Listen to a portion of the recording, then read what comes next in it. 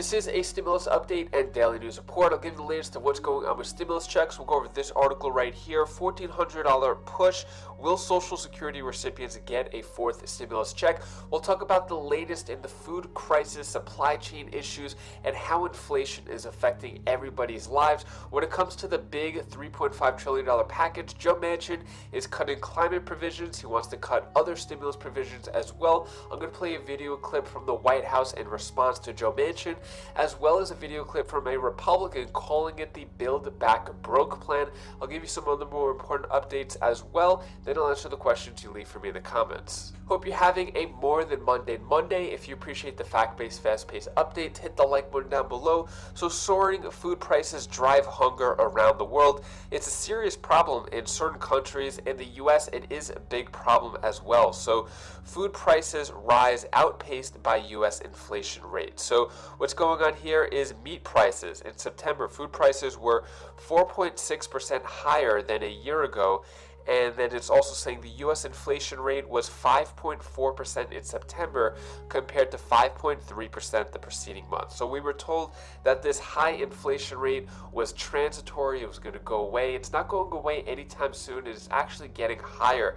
For people on fixed income, it's affecting them the most because with higher food prices and the same amount of income, something's got to give, and a lot of people need a lot of help. So one thing here, they're saying there were a factor in previous monthly increases and remained 24% higher than a year ago. The energy index rose 24.8% over the last 12 months, and the food index increased 4.6% over that period. So prices are continued to going up, and it's affecting a lot of other people's lives as well. So higher prices, fewer drivers, food banks exacerbated by the supply chain crisis. So one nonprofit said that a 32-cent increase in the price of chicken drumsticks works out to an increase of about $100,000 a month in cost. So what it's saying here is that chicken drumsticks cost 32 cents more per pound than a year ago, and that if we buy 40,000 pounds per load as product is available, that's going to be $13,000 more per load, which is going to be $100,000 more per month for one food bank. And you can just imagine the cost for other food banks, other shelters, restaurants in general. Prices are constantly going up. So I'll keep you updated on what happens with that. When it comes to the big packages, what the Democrats are doing about passing things. So Democratic leader says House will take up infrastructure social spending plans soon. So we were told the October 31st deadline. Steny Hoyer, who is the House Majority Leader, insists the legislation could be brought to the House floor within weeks. What he says more specifically here is with the short-term extension of surface transportation programs through October 31st, the House will aim to consider bipartisan infrastructure investment and Jobs Act and Build Back Better Act this work period, and noting that discussions continue to move forward. So basically saying that October 31st, it may or may not get done. I'm going to play another video clip talking about the timeline. Also, one of the big things that are holding up the whole thing is Joe Manchin. So it seems like it's Joe Manchin versus everybody, especially in the Democratic Party. He keeps trying to take away more and more things from the Democrats. So Joe Manchin demands climate provisions stripped from the budget bill.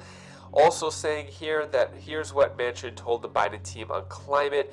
So he just doesn't want anything in that package. If it could be zero, he would probably be happy with that. So he wants to take out a lot of things regarding energy, and then also Manchin lays down demands for child tax credits. So right now the child tax credit giving $250 to $300 per month. He wants that to be still going on, but he only wants it to go to working parents. Bernie Sanders, Pramila Jayapal, and the other progressive Democrats asked Joe Manchin, what do you want taken out of the bill? We want specifics. Well, now Joe Manchin is given specifics. He wants child tax credit stripped, community college, climate provisions, basically almost the whole bill. He wanted it down to $1.5 trillion, so he might even be cutting $2 trillion worth out of the bill in terms of his requests.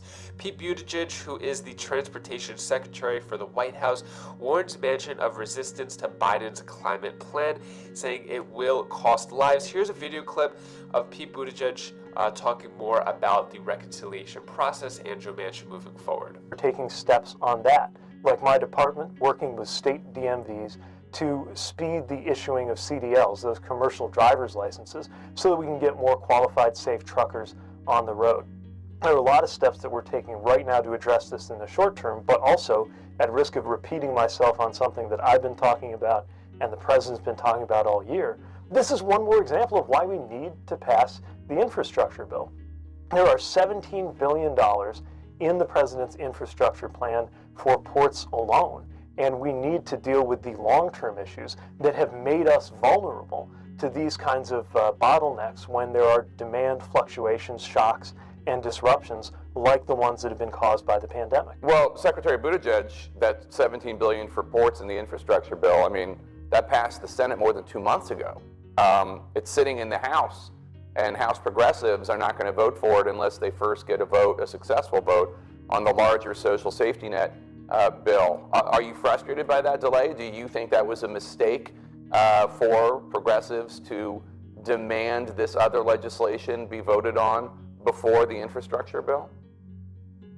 Well, the reality is that America needs both of those pieces of legislation, not only to make sure that we have the right kind of infrastructure, but to make sure that life gets better in this country for people trying to raise children. Right, but only one of the bills is ready now. To participate in the workforce. And obviously, we need both of them to be ready to get to the President's desk and to be signed. You know, earlier you cited Moody's, the Wall Street firm, analytics firm, and one thing that has not been talked about enough is their finding about how the overall Build Back Better vision is designed to reduce inflationary pressures. So if you care about inflation, you ought to care about not just the supply chain issues, not just the infrastructure things I work on, but also the provisions in Build Back Better, like paid family leave, like making it easier to afford childcare, like community college, that are going to give us a stronger labor force and help us deal with that major constraint on economic growth. A key climate change policy in the Democrats' reconciliation bill, the social safety net spending bill, the clean electricity standard will likely be dropped from the final deal because Senator Joe Manchin says he can't support it. You supported a clean electricity standard during your campaign. How disappointed are you that this potentially will not be in the bill? Look, the administration and the President are committed to bold climate action. Exactly what legislative form that takes is what's being negotiated right now. But the bottom line is we have to act on climate for the good of our children and, by the way, for the good of our economy. I view this as kind of like a planetary maintenance issue. The longer you take to do something about it, the more it's going to cost in livelihoods as well as lives. We need to act. The President has led on this literally from day one, rejoining the Paris Climate Accords. And of course, while my piece of it, the piece I work on most in transportation, is a specific limited piece, it's a big one when it comes to making it more affordable and easy to drive electric vehicles in this country and dealing with carbon in other sectors of transportation. We've got to get this done. Our future depends on it. What are your thoughts on what Pete Buttigieg had to say? Do you agree, disagree? So I want to give you multiple perspectives on this channel. So here is a video clip from Representative Wenstrup talking about how the Build Back Better plan is the Build Back Broke plan. Here's the Republicans' perspective on what's going to happen moving forward. Welcome back. Democrats returning to Capitol Hill this week. They are facing a looming October 31st deadline to come up with an agreement on their spending bills. It is unlikely we will see a vote on the 31st. They want to pass the bipartisan infrastructure package and the reconciliation bill before Biden's upcoming trip to Europe at the end of the month. I spoke with Congressman Ro Khanna yesterday, and he pretty much moved the goalposts on when that vote might take place. Do you think you're going to get a vote on October 31 for this? We will get a vote before the end of the year. I'm hopeful it will be by October 30. Joining me right now is Ohio Congressman, House Intelligence Committee and House Ways and Means Committee member Brad Wenstrup. Congressman, it's always a pleasure. Good to see you this morning. Thanks so much for being here. Your thoughts on where we stand with this spending package? I know that the Democrats are trying to convince Senators Manchin and Sinema to go along with the package. How do you see it? Well, no matter how you slice it, what they're proposing is it's not a Build Back Better plan, I can tell you that. It's a Build Back Broke plan. Because even if they cut the spending, which I think would appease Senator Manchin, you're still going to have taxes in there. You're still going to have programs in there that sound good and are supposedly going to end at a more quick time than we would expect. But as Ronald Reagan said, these last forever. You never get rid of them. And so these are going to be a long-term problem. You know, I think as we look at bills, we should say, does this make Americans more free? And will the next generation say thank you? And I don't think we're seeing that here. We're still going to be contending with inflation, unemployment. We got products sitting at ports. The taxes make us less competitive. You've talked about supply chain. We cannot begin to resolve our supply chain problem if we are not competing globally, which we did with the Tax Cuts and Jobs Act. And since that time, we had no inversions. You know, they put these programs in place that sound good, but in many cases, they do more harm than good, and they never go away. And you just look at right now with this tax credit for children. I had a guy, a union guy, he's a lineman for a rural electric company. He said, I don't want the tax credit. I want to be able to afford things at the store. I want to be able to fill my car with gas. I would like to treat my family to a steak once in a while. This administration owns all of this, and where they're headed is just going to be more and will compound the problems that we currently face. It will not solve them, and we've seen that. There's already been too much spending. Well, it's time to rail it in. What do you think about the Republicans' perspective on this reconciliation package and the big package moving forward? Do you agree, disagree? So next up, I want to play a video clip from Representative John Yarmuth, who is the House Budget Chair Committee rep, chairman of the House Budget Chair Committee. Basically what Bernie Sanders does in the Senate, he does in the House. Here's a video clip of him explaining the stalemate with reconciliation. Okay, so let's talk about the news that everyone's talking about. Senator Joe Manchin, it's basically saying no to the clean energy provision. Is that going to kill everything? I don't think so. I think, Jonathan, that there is a kind of a renewed understanding, both with progressives and moderates, that we have to get done what we can get done. That taking 80% of what we want is a pretty good victory at this point. And one of the things that I think it's important to realize is, one of the things I love about this Build Back Better agenda is that it's all future oriented. These are things that are going to set this country up for a better future, a generation or two from now. So there is, with some exceptions, most of these provisions are things that we don't have to get done next week, but every month, every year that we wait to start action on climate, to make sure that every child at 3 and 4 has a strong educational foundation, those are things that we're depriving some people of benefits that we need for them to have to go forward. But again, it's unfortunate that we're in the situation we are in the Senate. It'd be wonderful to have 65 Democrats there, and so that one person from West Virginia couldn't decide what the rest of the country has.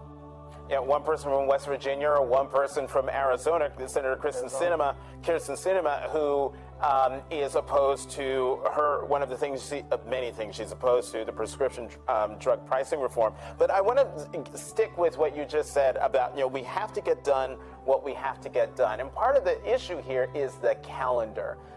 On October 31st, the hope is that there will be a vote on infrastructure and social spending. This is something that the Speaker has said. If negotiations go beyond October 31st, don't you, meaning congressional Democrats, run into serious issues of having this whole thing just get derailed because of other deadlines that are coming up, the government funding deadline and the debt ceiling on December 3rd, and then potentially a new debt ceiling between December 15th and January 8th? Yeah, well, certainly it makes it a little more difficult, but we've done this before. we do it. It seems like we do it almost every Congress, and at the end of almost every year, that we have this condensed period of hyperactivity. So, yeah, it's somewhat problematic, but I think we can handle it. At this point, it seems like it's just a bunch of words. Everyone's saying it's going to get done, something's going to happen, people are going to be helped, but yet no action is being taken. So I'll keep you updated on what happens with that. When it comes to stimulus checks, we'll go over this article right here. So $1,400 push. Will Social Security recipients get a fourth stimulus check? So this is talking about those senior citizen fourth $1,400 stimulus checks just going to senior citizens who are collecting Social Security. So this is the website right here. This is where you would sign a petition. So they have multiple petitions that they want to send to Congress. So one of them being the $1,400 stimulus check, another one putting an end to the dramatic increases in prescription drugs. So someone actually commented that they did sign the petition and they were notified that there was around 20,000 people who signed it. This was maybe a week or so ago. Might be different. Let me know down in the comments below if you signed the petition, how many people are on that petition. They're not publicly displaying it, but yeah, so this is the emergency senior stimulus that you're trying to push for. If they do get a lot of signatures, I'm not sure what the next step is, which Congress members are going to fight for it or push for it. It seems that right now, in terms of the progressive Democrats, they're just trying to get just the regular basic stimulus provisions in and trying to fight against Joe Manchin and Kyrsten Sinema. I'll keep you updated on that. Also, nearly 3 million people have signed a petition demanding that Congress issue a fourth stimulus check. So that change.org petition, still getting a lot of signatures, is now at 2,930,000 signatures, pushing for a fourth stimulus check for that $2,000 per month to every American. At this point, I don't know about a recurring stimulus check. If things get bad, what the scenario I could see is that, let's say the bills break up into two different parts, they pass something now, and then later on that they're building up this bigger package. Maybe if conditions get worse in our economy with cases, then they might put a fourth stimulus check in that way. But at this point, before the October 31st deadline, I don't see them putting in a fourth stimulus check, but I could be wrong. I would love for me to be wrong with that. Next, I'm going to answer the questions you leave for me in the comments. Spencer Swice 12. Are you ever going to make credit card videos again? It's been almost 2 years. I would love to make credit card videos again. I've been trying to figure out a way if I could somehow bring it back to this channel. Do I create a new channel? Yeah, I'm not really sure yet of how to do that, but I would like to make credit card videos again. Hurricane Heather Evans, can we just have it $200 a month? This isn't funny anymore. Yeah, so when it comes to the Social Security increase, that's still nowhere to be seen as well. We haven't seen President Biden talk about his promise of $200 per month on his campaign website for Social Security recipients, so nothing there yet. Video Guy 5 says, any word on student loan relief? Not at the moment. So we heard that there is the deadline for October 22nd that the progressives are demanding President Biden let the public know if he could cancel student loan debt via executive order. So that's the latest in terms of student loan forgiveness. We'll find out that date. If it is a yes, probably going to see a lot more pressure on President Biden after that. Next question comes from Mary Bullinger. What if the money in someone's bank account has already been taxed? Does the IRS want to get paid taxes again? So yeah, this is referring to the IRS like spying on people's bank accounts. I don't think they're going to want to be taxed twice, but you never know. If they come up with extra taxes and you say, oh, I don't have any money to pay taxes, then they're like, hey, actually, you have money in your bank account that we could look at, and we're actually just going to take that out of your bank account.